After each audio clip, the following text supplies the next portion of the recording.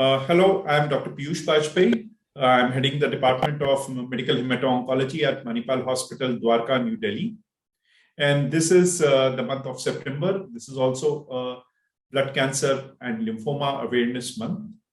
So today I'll be talking about lymphoma, basically, which is one of the most important entities and highly curable malignancies. What are the symptoms of lymphoma? So lymphoma can actually present most of the times as some lumps or bumps, which is what we call as lymphadenopathy or lymph node enlargement. And this is one of the major symptoms. There could be some spleen enlargement. There could be some liver enlargement. And patient can develop, because their immune system will be lower, immunity will be lowered, so repeated infections can happen, and most common infections like herpes zoster can happen. Likewise, there could be anemia because the red blood cell production would be lesser, and petechiae because the platelets would be low, so there could be bleeding spots, which we call as petechiae, so that could happen. And then there could be tiredness in the body because of a lot of cytokines being released in the body, and night sweats because of the same reason. And then it could cause, because of these lumps and bumps could actually press the organs in the stomach or in the lung, so they can cause breathing difficulty or abdominal pain. Then there are another type of lymphomas which might not actually cause anything actually. So there would be asymptomatic. So on the other hand, these asymptomatic lymphomas will just be detected incidentally, and they will not bother you. So it will be mostly indolent lymphomas. The aggressive ones would cause a lot of the symptoms which I mentioned earlier, but the asymptomatic ones will hardly cause any symptoms. How to diagnose a lymphoma? Well, lymph node biopsy is the starting point. When we talk about lymph node biopsy, excision biopsy is the best way to take out the entire node, excise the entire node. That's called excisional biopsy. A needle core biopsy is also another way when we do not have the access, or we find that the nodes are all stuck together, or the patient is not fit enough for the excisional biopsy. A core biopsy can be taken.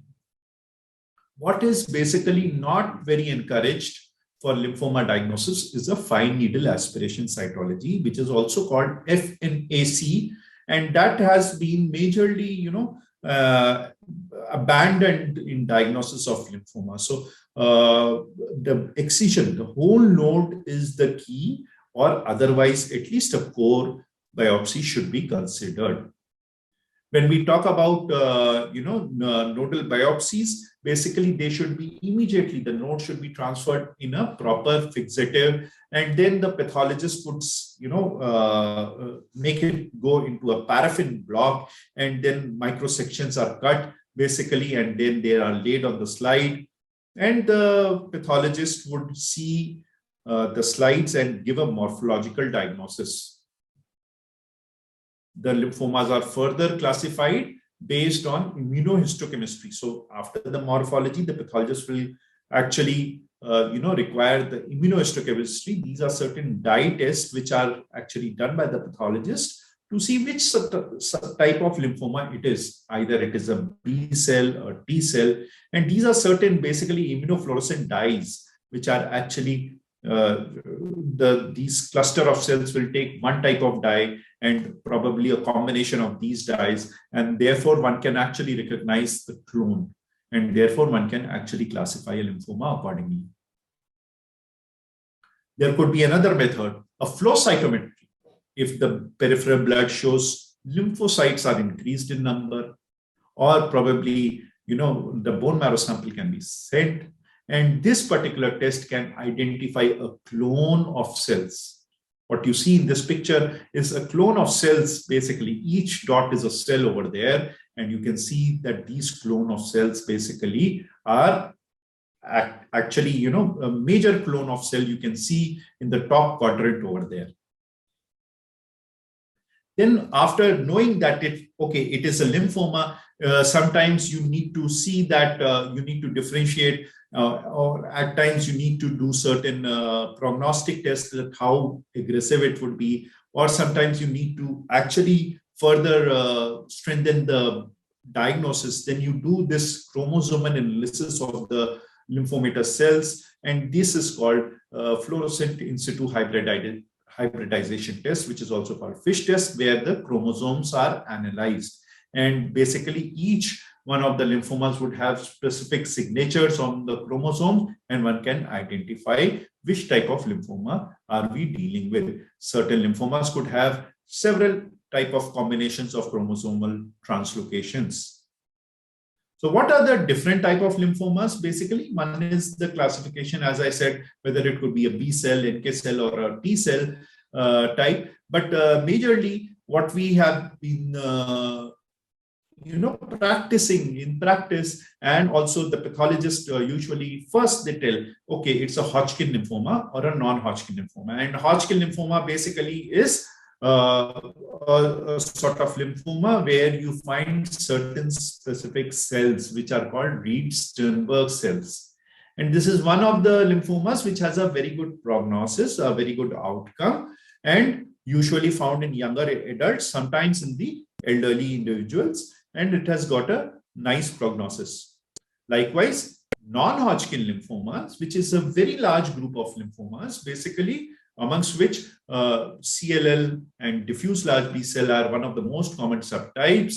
Follicular lymphoma is another common subtypes, what we get to see. So there, these are certain lymphomas are aggressive and certain are indolent. As you can see on the left-hand side are the indolent lymphomas, and on the right-hand side, certain aggressive lymphomas, including the DLBCL, are mentioned. So basically, these lymphomas, the non-Hodgkin lymphomas, are grouped into these categories, and this is how they are grouped because they are seen that from which part of the cell are they arising? Are they arising from the mature part of the cell, or the precursor part? So they are basically classified like that. Once the diagnosis is made, one need to stage, and one need to stage by doing a PET-CT and a bone marrow. So PET-CT is one of the most important staging investigations, and that can actually say, you have this cartoon on the left, which says that if it's just one lymph node or one site of lymph node involved, it will be stage 1. If it is 2 sites of lymph nodes, it is stage 2. If it is above the diaphragm and below the diaphragm, it will be stage 3. If there is a extra beyond the node involvement, that is in the bone marrow, or if there is involvement of the liver parenchyma or the liver, in other words, then it could be stage 4, that is extranodal tissue. So this is what is a PET-CT. Talking about the treatment, there are certain very important targeted therapies for B-cell lymphomas, and rituximab is one important targeted therapy I would want to mention, which has really impacted upon the survival of B-cell lymphoma patients. And therefore, rituximab is one of the therapies which has been widely used in B-cell lymphomas. It is going to act on CD20 positive lymphomas. So rituximab is a very important therapy. And likewise, there are other therapies in Hodgkin lymphoma which are targeted, like brentuximab, which is a CD30 positive antibody, and this is tagged with the chemotherapeutic agent. And therefore, this has been this has also got some successes in Hodgkin lymphoma and ALCL treatment, a type of lymphoma again. There is role of radiation therapy also in certain subsets of lymphoma.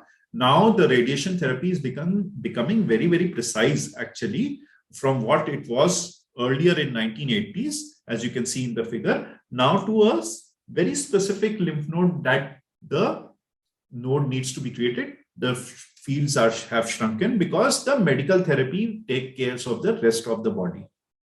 Then there is also role of bone marrow transplant if in case there is a failure on first-line therapy, or certain lymphomas, one after the initial chemotherapy, like mantle cell lymphoma, one might require a bone marrow transplant immediately.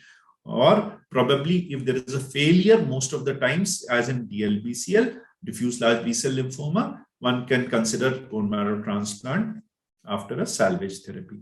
and it has got good success rate. So other promising therapies are like Bruton kinase inhibitors. For example, these are ibrutinib and acalabrutinib, and they have been highly successful in treating one of the major leukemias, lymphomas like CLL and mantle cell lymphoma. So they have their success stories over there. And BCL2 blockade, like by drug called venetoclax. This is a very important drug and has really changed the way CLL, chronic lymphocytic leukemia, is treated. And then there are chimeric antigen receptor T cell therapy, which is actually coming in a big way, and it is going to be very promising for treating lymphomas. Likewise, antibody drug conjugates, for which I gave you an example of brentuximab. I gave you this example. Likewise, these antibody drug conjugates are going to be very important in treating lymphomas. So why is lymphoma awareness so important? Because we know that it is one of the best and cured malignancies. So if somebody has been diagnosed with lymphoma, you must encourage them to consult their oncologist, medical oncologist or hematologist to get the right treatment immediately, because this can be very well treated and they have a good chance of cure as well. Thank you.